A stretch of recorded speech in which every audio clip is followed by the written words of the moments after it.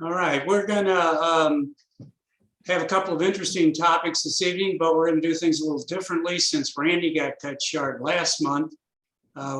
Jeff has generously offered to let him go first, and Randy's gonna tell us about the imaging term that he's picked to enlighten us all about. So Randy, you have it, and Jeff will pick up after that. Okay, let's see, I'm going to share my screen here. Let's see. Okay, I'll try this again. Share. Okay. The subject is, or the term I'm working on is what is plate solving. To me, plate solving is the greatest thing since sliced bread. Having struggled with star alignment and finding an object and getting it centered and all, once I discovered plate solving, life got much better. So here's my definition of it. Plate solving is the comparison of the star patterns contained in an image taken by your camera with a library of known star patterns. If the plate solving software finds a match, the image is solved, and the software knows exactly where your mount is pointed. Plate solving replaces and is more accurate than star alignment process that most go-to mounts use. And it orients your mount to the stars or to the sky. Once oriented, your mount can be directed to the coordinates of any object, and plate solving can verify that location and adjust the mount to center the object. It can also be used for polar alignment if your imaging control software supports it. I've been using the ASI Air for several months now, and it does have that, and that's where I start. The software must know the focal length of your OTA and the specifications of your camera, so it knows what field of view to include in the star pattern that it's trying to match. So any questions or comments to that? Is it enough? To me, it's the essence of what it is, not technical, but this is what it does. Okay. If there's no questions, I will get rid of this. And let's hope that, okay. Let's hope, okay. As a practical demonstration, here is where I end up starting each time. And I'll apologize for my presentation skills. These are screenshots off of the air. And for some reason, I can't get them as large as you'd like to see for this to work. So I will expand each one. I start with the polar alignment routine. And in the air, you line your scope, because I'm on a trolley, so I would generally polar align every time out. I do take it to marks out there, but I go ahead and polar align because it's not that hard to do. So this is where the polar alignment starts in the air. You choose polar align up here, and initially, let's see, to advance the screen, I have to shrink these.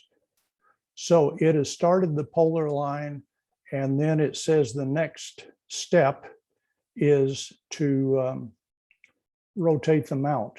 So when I tell it to rotate the mount, it will send the mount here to 60 degrees over to the side, and it will plate solve again, and it will compute where we are on our, so here's my total error.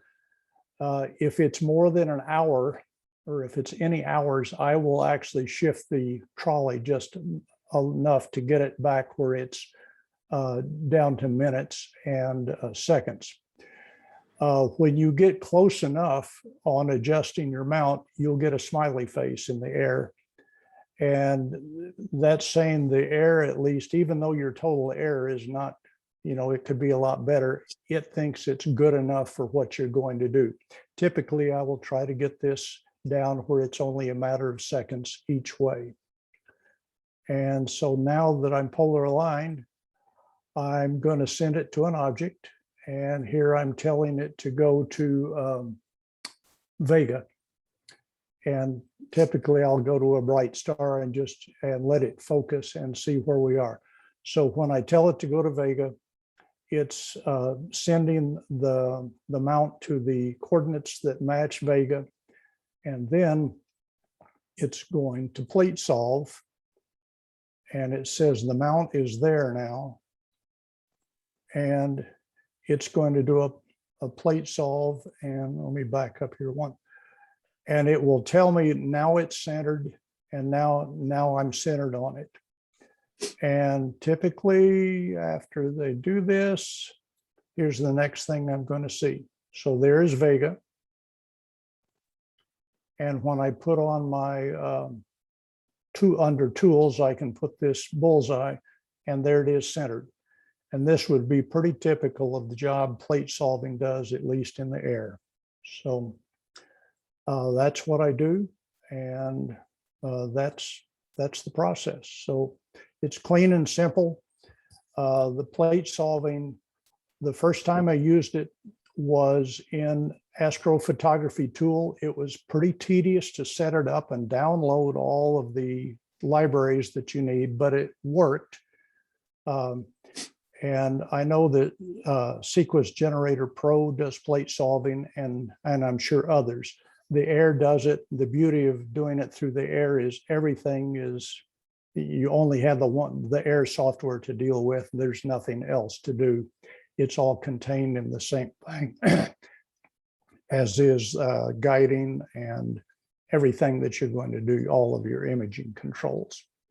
So it's a short and sweet, but that's what plate solving is, and that's how I use it. So any questions? Yeah, I have a question for you, Randy.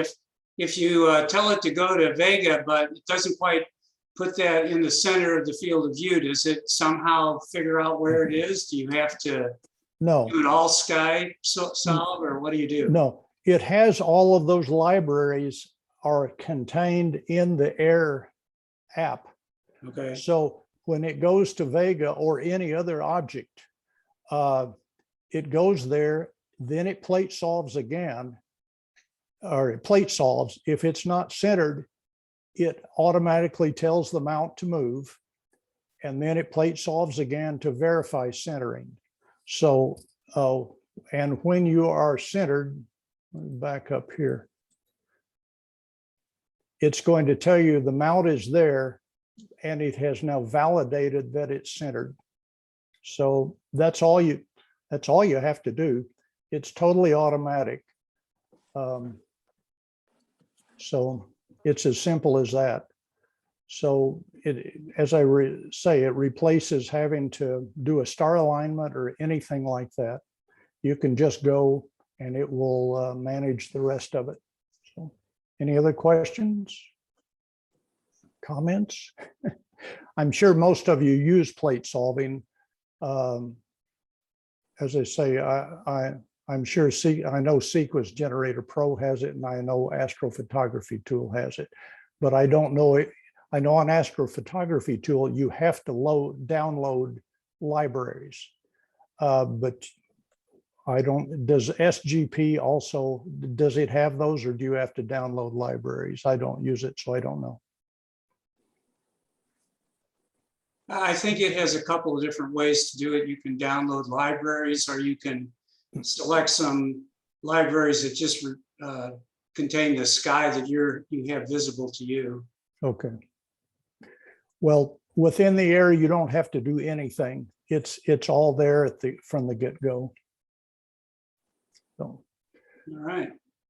I know the air isn't as sophisticated as Sequence Generator Pro, but it sure is easy. And as we get on with Jeff, definitely recommend it to any new imager, because it makes a lot of the different pieces of software. It just brings them all together, and you don't have to really understand what's happening or where you get it. Okay, if that's it, I will stop sharing my screen and come back to you. All right, thank you. You're welcome. All right, Jeff, you have it. All right, good evening, everyone. I'm Jeff Rothstein, and I'm still a fairly new member. I joined around the beginning of the year and began attending these meetings, and I have been I'm a complete beginner when it comes to astrophotography, or at least I haven't done it in about 50 years. And I've detected some small changes in the processes since the early 1970s. I've truly been dazzled by the level of expertise and the skill and artistry that so many of you demonstrate. And got to talking to Greg about how we might bring a little more coaching to beginners to the process. And we wound up coming up with a panel discussion among some self-purported intermediate and expert imagers who I consider all to be experts.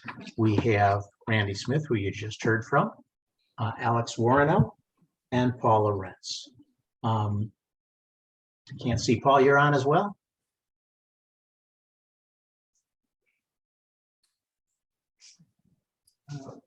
Was Paul not here? All right, maybe he'll be able to jump in as we get going. Yet. Yeah. All right, but the what I've done is I'm just the moderator here. I've got questions that I will toss out to Randy and Alex, and then maybe until Paul gets here, I'll give everybody others an opportunity to chime in on a topic. So the broad topic is what I wish I had known when I started imaging. And to begin, I would ask each of you to share a story, if you've got one, any aspect of the entire astro imaging process where you went down a path that either was a dead end or simply wasn't optimal, and you stepped back and went off in another direction. Randy or Alex, you want to start? Well, I can start, and I'll have to say I did not really go down the wrong path, mainly because I had some good advice from the get-go from our favorite telescope store, Starizona. I basically did what they said. From the beginning, I knew that I wanted to get into imaging. So I made sure I got what they recommended for basic imaging and to get started, as opposed to just having equipment that's just dedicated to visual. So I knew what I wanted to do with this beginning, and I basically did what they told me. And I think that kept me from going down wrong alleys. Not that I didn't make a whole lot of mistakes. I probably made 6 trips down there, taking my equipment on their Friday and Saturday night star parties just to learn how to set it up and do the most basic things.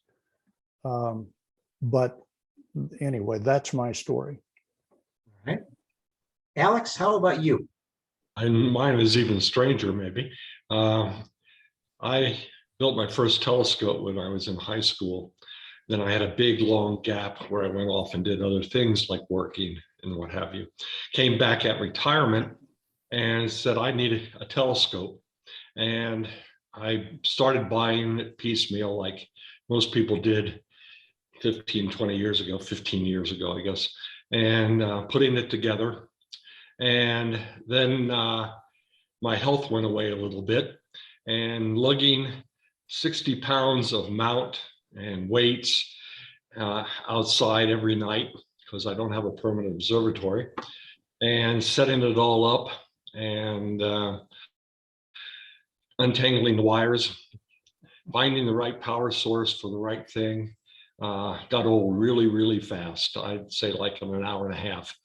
And so I turned to the piece I really wanted, and that was image processing. I never really, I looked through telescopes for years. I didn't want to do that anymore. I wanted to do image processing. So I subscribed to telescopes where they take the pictures, they deal with the weather and the acquisition, and they send me literally hundreds and hundreds of subs per month, and I process them. And So my blind alley was trying to be a visual observer or set up my own rig when I'm probably too old and decrepit to do that. Well, thank you for that. Greg, would you like to add a comment on this subject? Sure. I took my first astrophotograph back in the 1960s with film, but like some of the others have mentioned, I kind of got away from it for most of my adult life until I went to the star party at the Grand Canyon just by chance one year back in the 90s and saw all those beautiful telescopes set up and thought, well, I got to have one of those. So I ended up buying a Dob and looking through it, but I couldn't see much from suburban St. Louis County. And so I thought, well, I want to take pictures with this thing. And I tried film there and it really didn't work much. So there was an article in Sky and Telescope, I don't know, somewhere around 1995 about building your own CCD camera with this thing called the Cookbook Camera. It was a book that you could buy from Richard Berry and his co-authors. And even if you knew nothing about electronics, you could make your own CCD camera. So I set out to do that.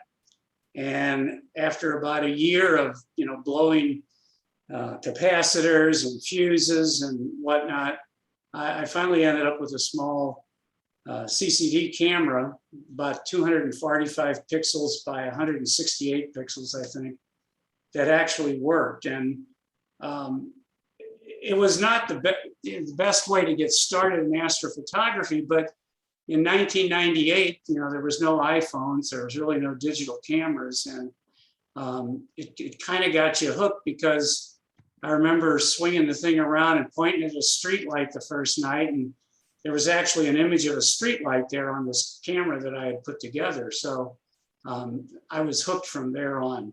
Of course, I spent a lot of money on other cameras and telescopes since then, but that really got me hooked.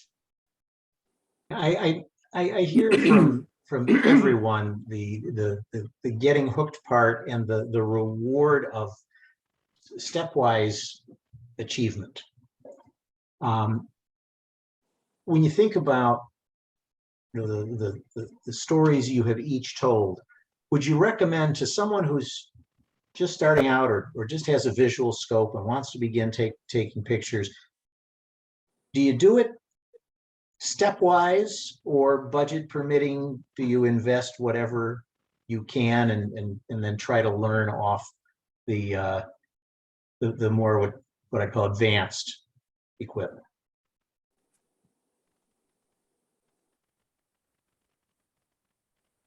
I think you need to make a certain level. So I'm lucky that I've only been doing this 3 years when the hobby was well advanced. And I was also fortunate to be living in a place where you had good resources.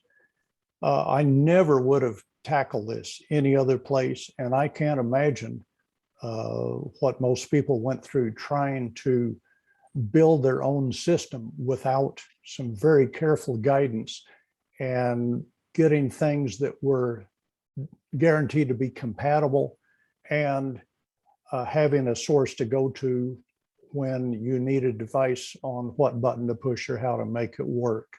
So I can't relate to the film era or I can barely relate to the days before plate solving, as you could tell. I think starting today now, you have a lot better tools to get going.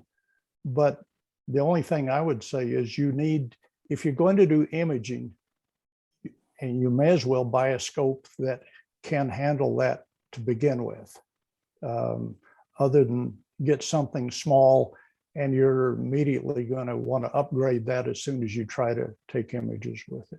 So. Alex, Greg? Yeah, I think astronomy is an outrageously expensive hobby. And I would warn anybody on a tight budget to avoid it and attend star parties instead, if you really want to do it. Yes, there are cheap scopes, but not for imaging. And so I think you have to be prepared to set out a couple $1,000s and several years to learn the acquisition and processing. And it's kind of just the way the hobby is. It's a technology hobby. If it's the computer and the instrument and the mouse, everything is just high end. And so I would say attend star, borrow subs from people who are your friends and you met at star parties, and find if you really want to invest. It's Kind of easy. money in it. Yeah, it's easy to go to Starizona and get hooked looking at that great large screen image panel. And Yes. it's so easy to say, I want to do this. And if your checkbook can stand it, it's so easy to write that check. But as I'm helping a newer imager right now who had some experience in visual, but he's now realizing he still has a real job. And he's realizing, he says, I never understood the time commitment this is going to take to make it work. And I can't imagine trying to do this while working unless you're extremely patient. But it takes a whole lot of time. That's just for the imaging and handling the telescope. As Alex would say, as deep as he's gone into it, the processing is a whole different world, and as or more important than the image acquisition, I think, and makes a huge difference. You have to budget time for both, and they're both a long learning curve. And I can underscore that I am still working. And so since I have to be up early in the mornings, I can really only drag the telescope out on Saturday nights. Yeah. And if the weather doesn't cooperate, that's a week missed. Yeah. And here I am 8 months into seriously doing this since I think that's enough gear to start. And I've taken a couple of pictures of the moon so far, and that's all I've managed.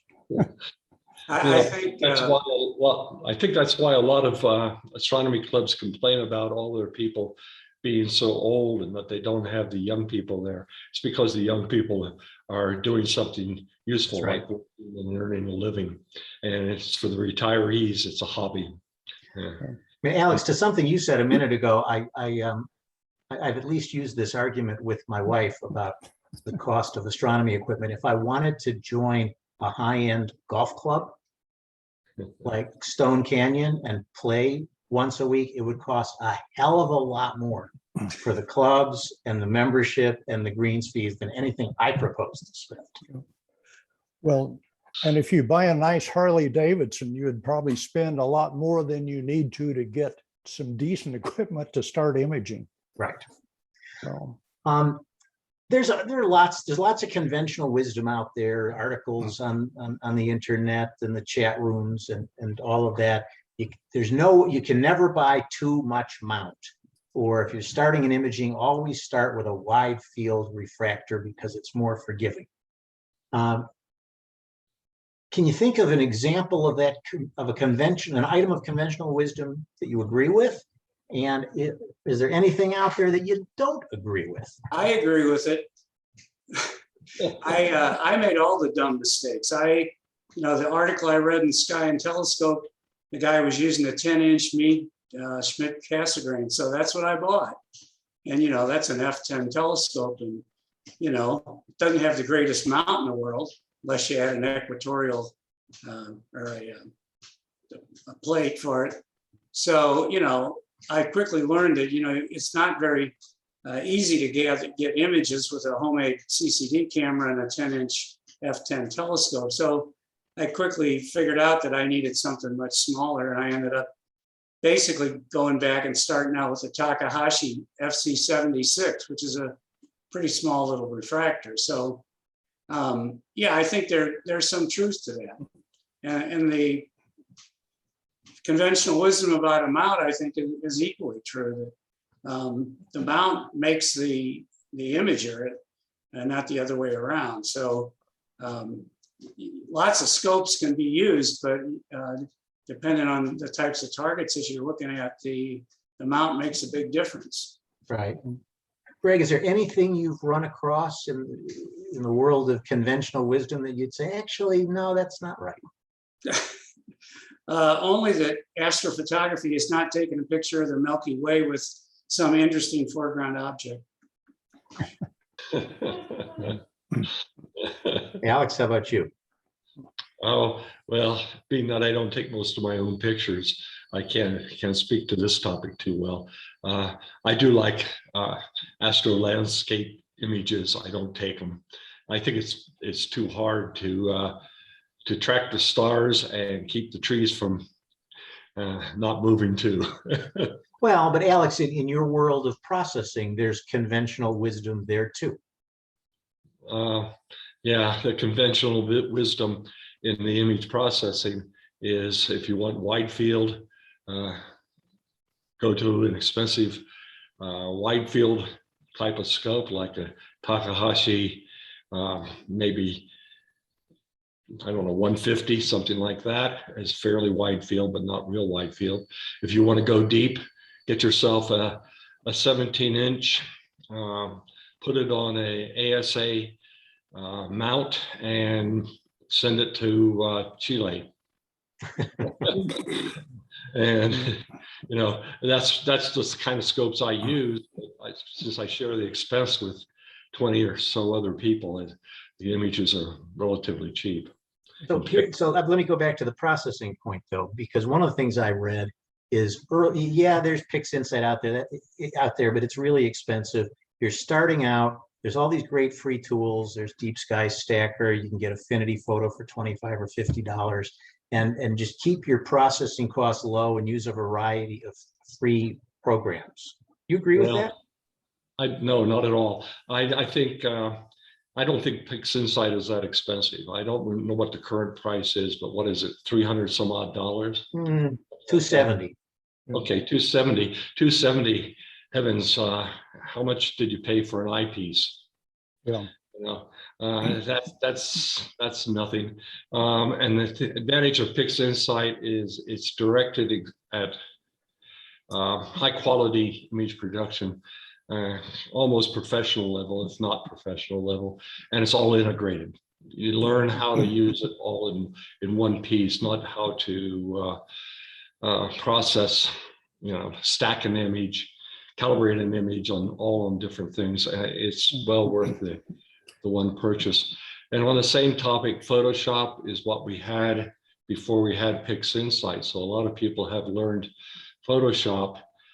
I tried to learn Photoshop.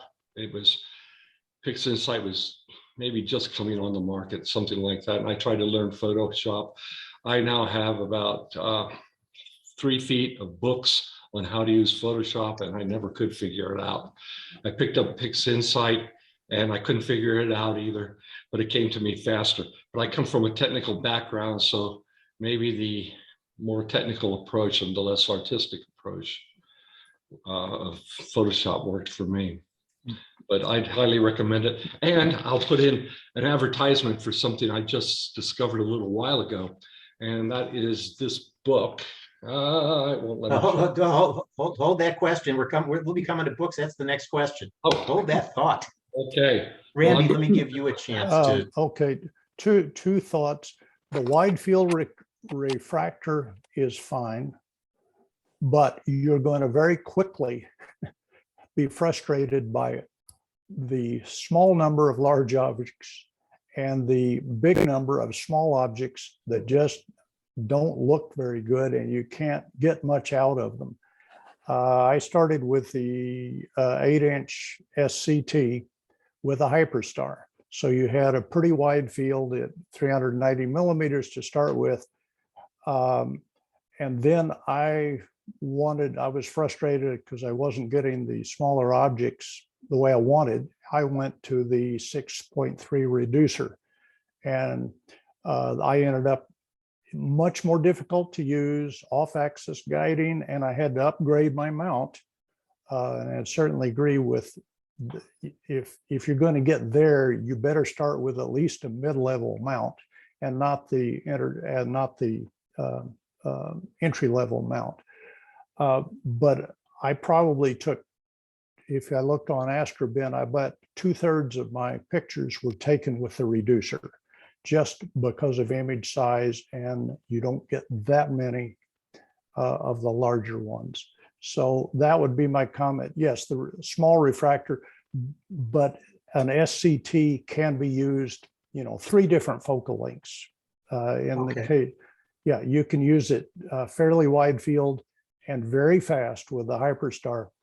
And then with you're shooting about 1,300 millimeters at the reducer, or put it at the back of the scope for your planetary at 2,000 meters or millimeters.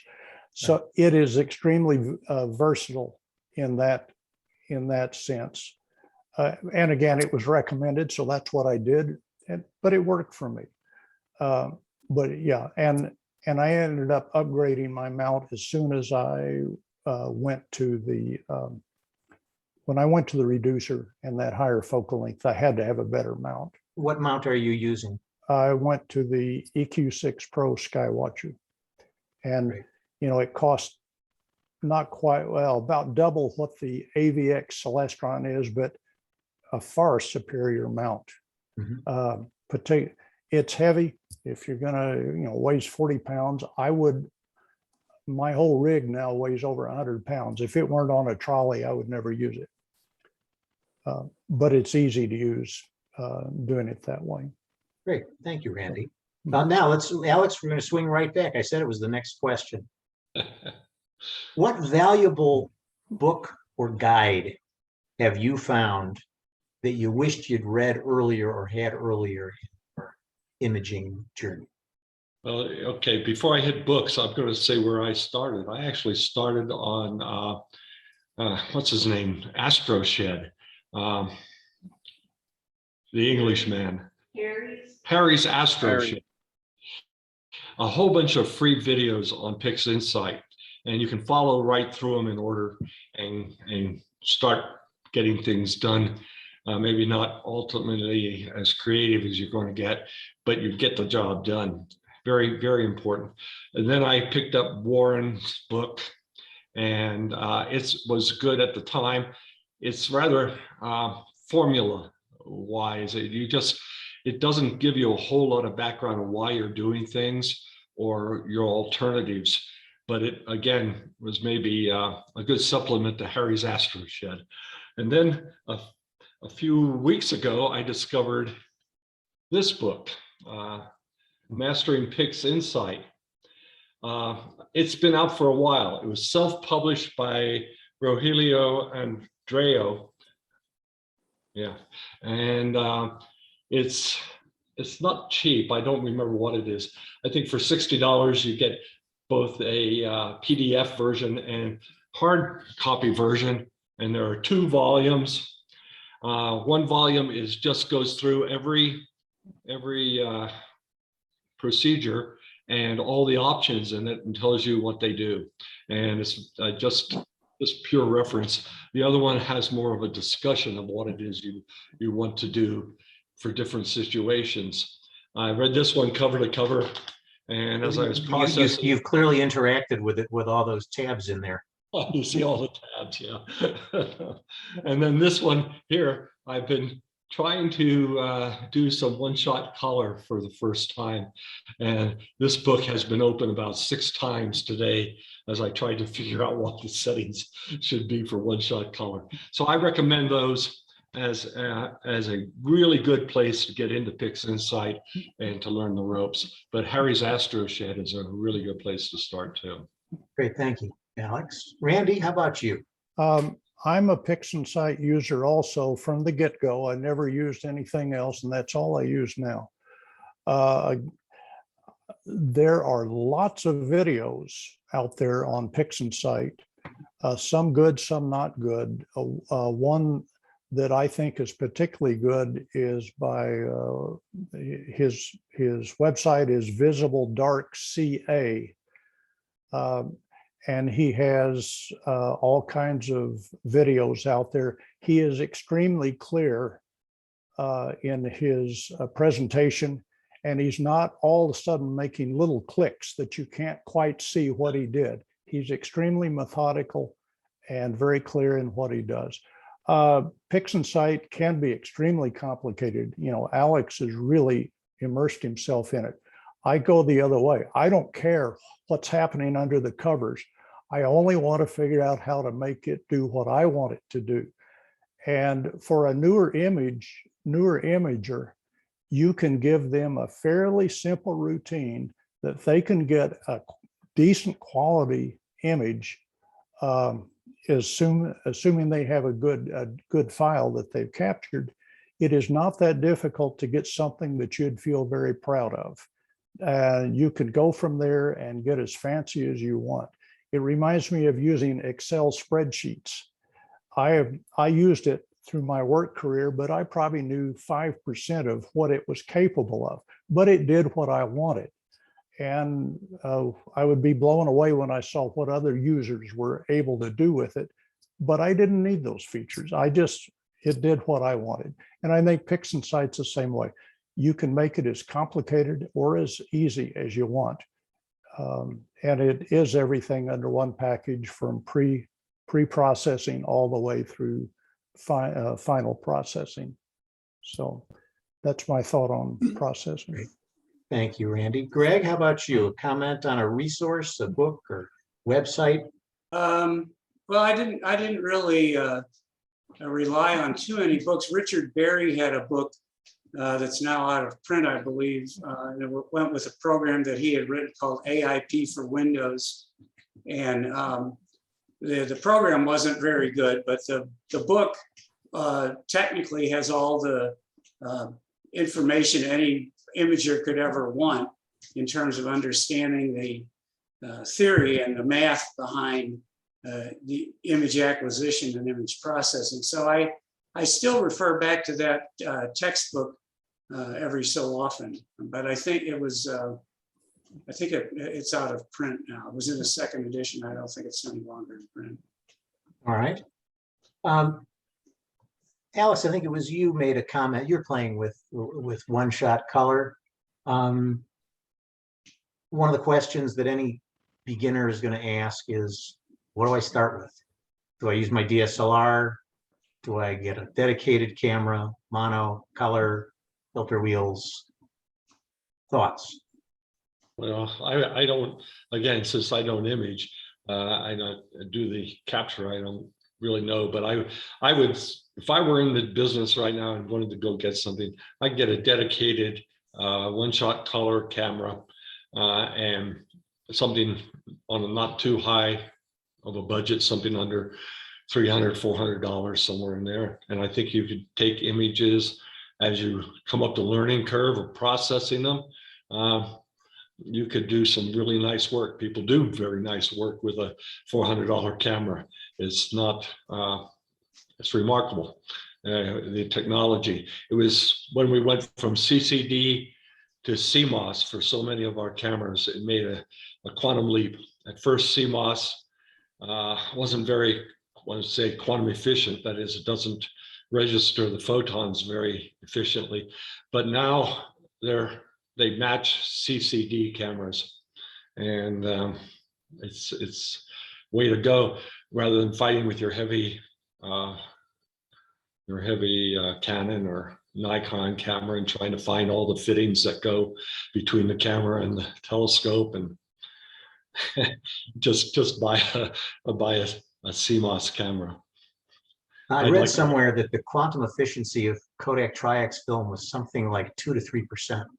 Yeah, it was way down there, and that's why they freezer and processor. What was it with nitrogen? All kinds of things to try to improve the sensitivity. Right. Yeah. Greg or Randy? Beginner's camera. Yeah, I've only shot one-shot color. The one thing that I think is the biggest downside of the DSLR is you can't cool it. And if you're going to be in Tucson and you want to shoot, when it's starting, it may be 90 degrees when you start out there in an evening, the cooled camera makes a huge difference. And all I have to do is forget to turn the cooler on, and I've got a sea of red dots on the image. And finally, it's duh, I didn't turn the cooler on.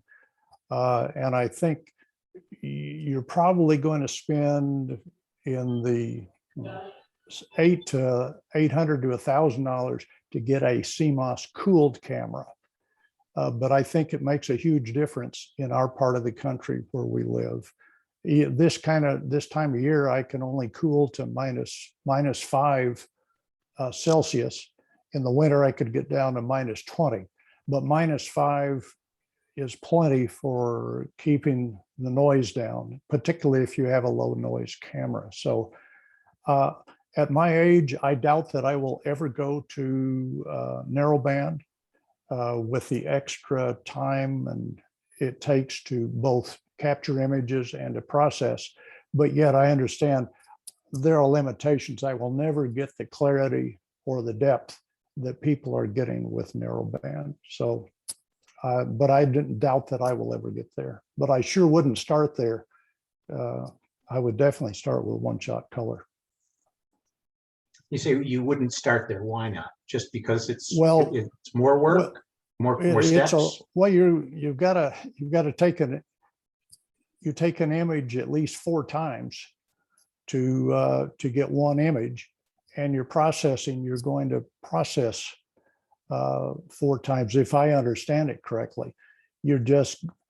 And yes, you can get better quality results, but you can get really good quality results with the one-shot color. I'm reminded of when I learned to play a musical instrument years ago. When you start, you don't know how bad it sounds. As your skills improve, your ears improve, and you get much more discerning. I found that to be true in astrophotography. I was real happy to get anything that looked like anything when I started. The more I do, the more picky I get.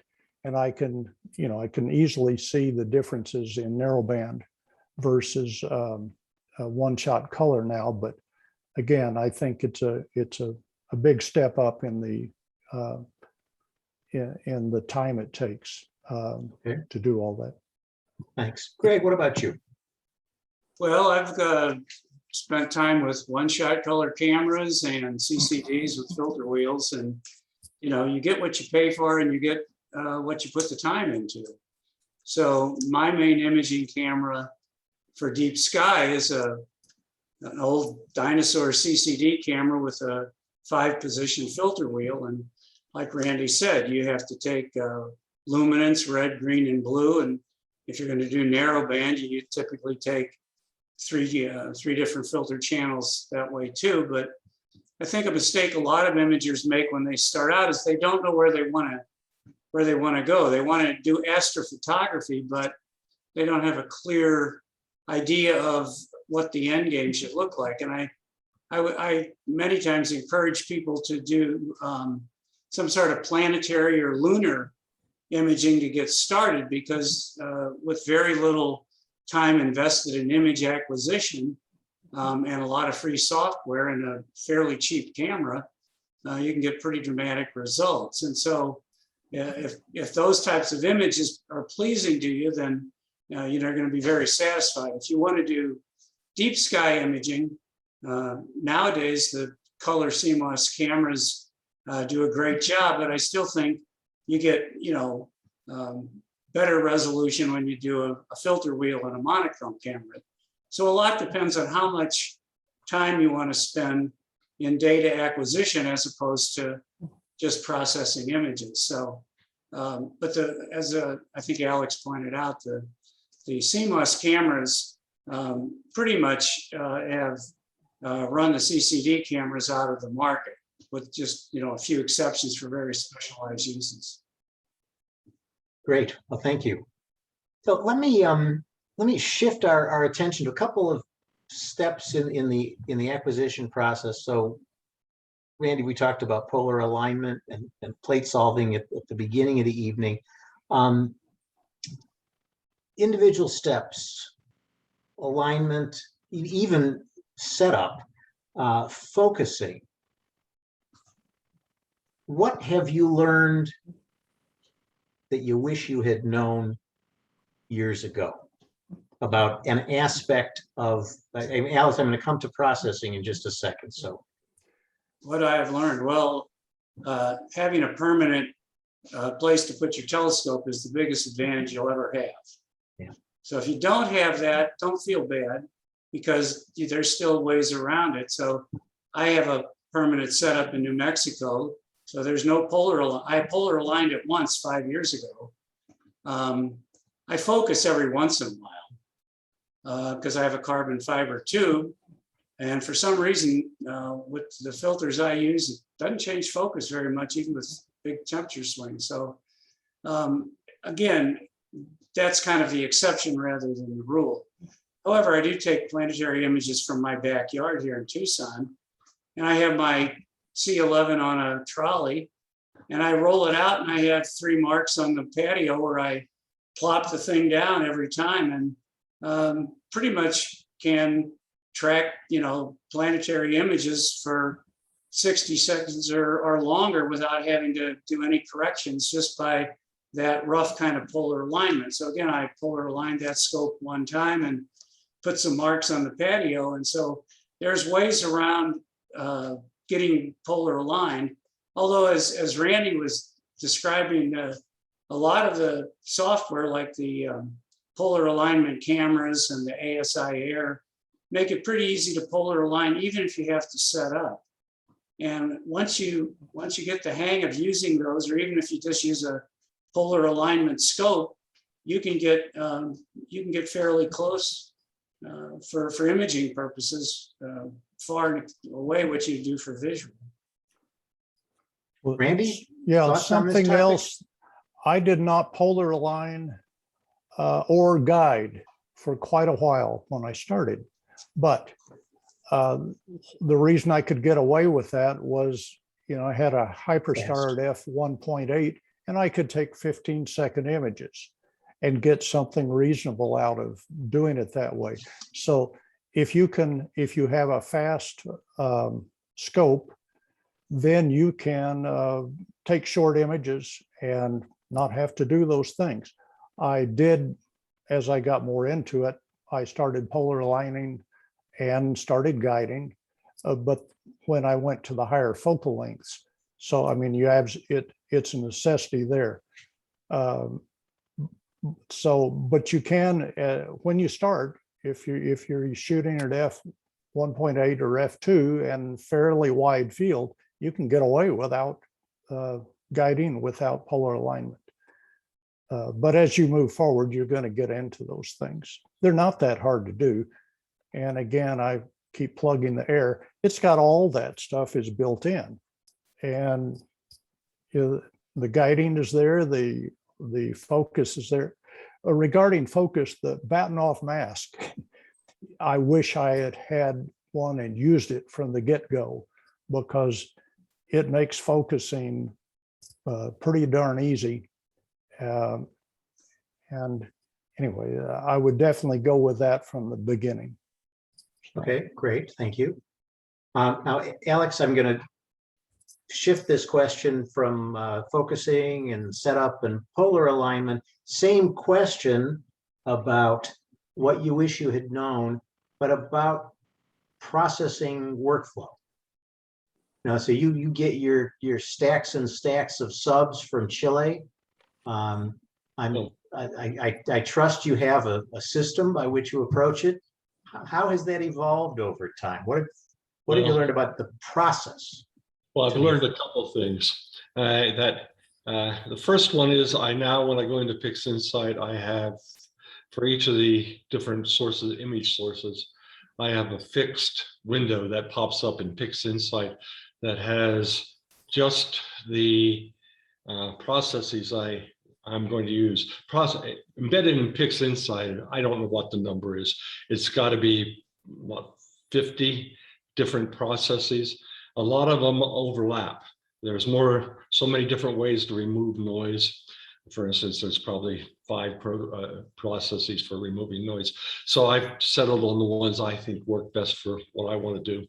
And so I bring up an image, I bring up a page when I open it up, and it had in PixInsight, and it has all of those processes in order, one right after the other. So processing for me, when I first started out, to get through what's called pre-processing, that is, you have a stack stacked image and its color, and you're ready to start refining the colors and doing all that. So the pre-processing used to take me about a week, and it's a hobby and it's an obsession. So it was a week of 6 to 7 hour days with not rising from the computer. And now it takes me about 3 to 4 hours to do the same thing by getting organized up front. And so I would say find what works for you and your images, and then make Keep up doing it. a cheat sheet of some kind and stick to it. Yeah, every image requires something different. There's no doubt about it, but it's a little tweak here and a little tweak there. It's usually not just changing programs, changing the process that you use.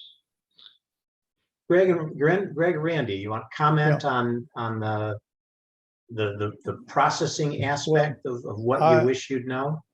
I do exactly what Alex does. Let me see if I can share my screen, and just for the moment here. This is my PixInsight window. And over here on the right are all the icons, or all the processes that I would typically use. And they're in the order I would use them. I don't use them all every time, but as Alex says, they're all there. And so you have a mental checklist. We have a visual checklist. Yeah. And I can, if I want to rough process something just to see what I have, it could probably, once it's stacked, which takes the time, the rest of it, I could, in 15 minutes, I can have something to at least know whether I like what I have or not, and whether it's worth any more time, or at least I know where I'm going. Now I could go back and carefully process it. Might spend 2 or 3 hours just messing with it. But I think, again, that's a good tool in PixInsight. Just, you have a built-in checklist. You just go down the list. Greg, how about you? Well, I have PixInsight, but I don't use it very much. I use Maxim DL. And typically my workflow is something like I download, 50, 60 images, whatever, from my remote observatory. And they're in FITS format. And I dump them all into a folder. And then I tell Maxim DL to calibrate them. And typically that takes about 20 seconds, maybe 30 seconds, because Maxim keeps a library that matches up the temperature and size of the frames, whether they're binned or not. It does all that. And then it stores those images in a separate folder. And then the images that have been calibrated, usually before stacking, I go through and visually look at them to make sure the calibrating parameters were correct, but most of the time it's pretty right on the money. Since I have an older camera, there tends to be a lot of noise in some of the images, and so I usually run a filter that gets rid of any residual hot pixels that may have not been fixed by the typical calibration routines. But then those images get stacked, and again, the stacking protocol in Maxim DL is very easy to use. You can grade the images in a lot of different ways. It's easy to thumb through them and throw out ones that have obvious defects in them. And then I usually do what's called astrometric stacking, where it plate solves each one of the images. It takes a while to do that, but Maxim DL uses Pinpoint LE, which is the junior version of the solver Pinpoint. And so a stack of maybe 40 images with the astrometric stacking typically might take 5 or 10 minutes, maybe a little less, depending on how many stars it finds. And that produces an image and also the stacked channeled images. So it gives me a luminance, red, green, and blue master image that I can then work on for further processing. So that's kind of the workflow that I normally go through. Typically takes half an hour or so. Let me throw in one other thing. is one of the important things is assessing the quality of your frames, the subframes. And in PixInsight, the first cut at that is done by blinking the frames one after another, looking for things like jet trails through them that might ruin your images, or elliptical stars, or whatever it is. But then after I do that, I run through a program I wrote. You were talking about Excel spreadsheets.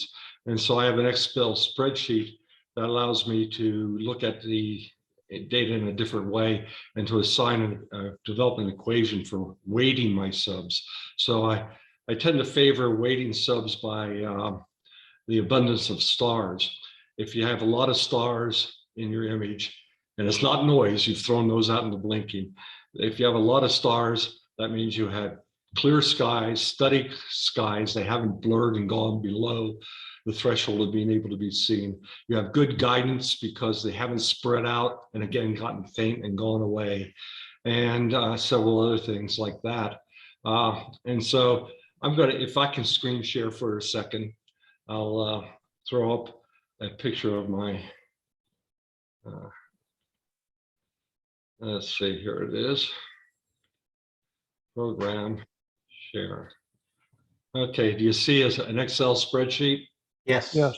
Okay, well, this is a program I wrote, and after I wrote it, an Englishman by the name of Jim Hunt sophisticated it.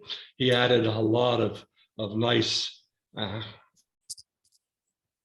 additions that made it very user-friendly. So what it has here is you can select any number of parameters from a drop-down list that you want to look at.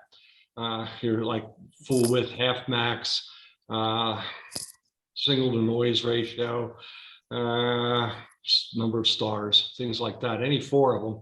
And then it makes cross plots for you, which are over here. And it's always plots the last thing you selected, which in my case was stars, the number of stars on the horizontal axis.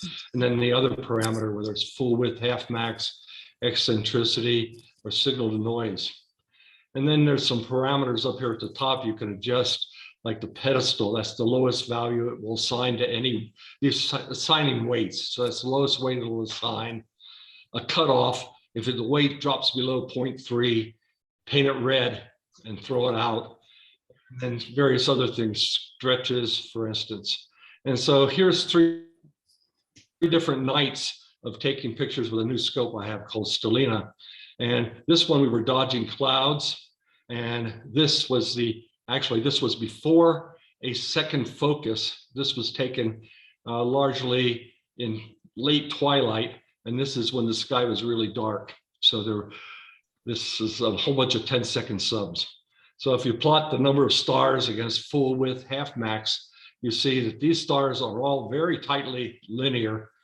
That is, and the stars up here, these are all the blue ones from those, have a lot of stars. Over here, where the stars are fewer in number, the full width half max scatters around as clouds go blowing through the view of the telescope. So I throw out all of these, keep these, and it's kind of a version of lucky imaging. So, and all those are assigned weights, and PixInsight tools will honor those weights when making stacking, pixel selection, pixel weighting, pixel by pixel. And so I find that very handy tool to see which images subs I want to keep and which ones I want to throw away. And there's a small write-up I've done on this. Anybody wants it, drop a note through our site, and I'll be glad to send it to you. And well, thank you. But listen, we're at the top of the hour. Please, everyone, join me in thanking panelists for sharing so much interesting content. I can't wait to go listen to the recording so that I can take notes. But I learned a ton, and I'm grateful. I hope others found it equally interesting. And Greg, back to you. All right, thank you. Anybody have any questions for any of the folks who spoke up, or even those of you who are just listening? Do you have any questions or comments? This is the time to share those. We don't have to quit right at the top of the hour, but we do want to keep it somewhat reasonable because it takes me a long time to upload it to YouTube. This is Dave Evans. I have a question. Okay. I have a 105 Stellaview refractor, and it's f7. Do I need a focal reducer for that? And I don't have a camera yet. I'm just getting ready to dip my toes into this. You could use a focal reducer on it, but f7 is kind of a moderate speed, and depending on what you're going to image with it, if you're imaging globular clusters or bright star clusters with a decent CMOS camera, f7 wouldn't be a terrible f ratio to have. But yeah, you could put a reducer on there. You want to make sure that you get a reducer or a field flattener that's compatible with that scope. You'd probably have to go to the Nagler website to find out which one works best with that scope. Sometimes the spacing of the reducer or field flattener, it has to be pretty precise in order to get the best focus coming out the other end. So maybe a follow-on question. What's the difference between a field flattener and a focal reducer? I don't really understand the difference completely, but the reducer basically, reduces the focal length by some fraction. The field flattener, and sometimes it's a combination of the two. Some of the higher end scopes have a combination reducer field flattener, but the field flattener basically works to make sure that the stars are round as much as possible, all the way to the edge of the illuminated circle, whatever that is for the particular scope. So in some instances, a field flattener, if it's not a very high-end scope, a field flattener will really do a great job of making the usable field of view bigger. But a scope like you're talking about, a teleview, I suspect has a fairly fat field of view to start with. So the reducer would probably be the main thing you'd be interested in. Thank you. Yeah. Good question. Any others?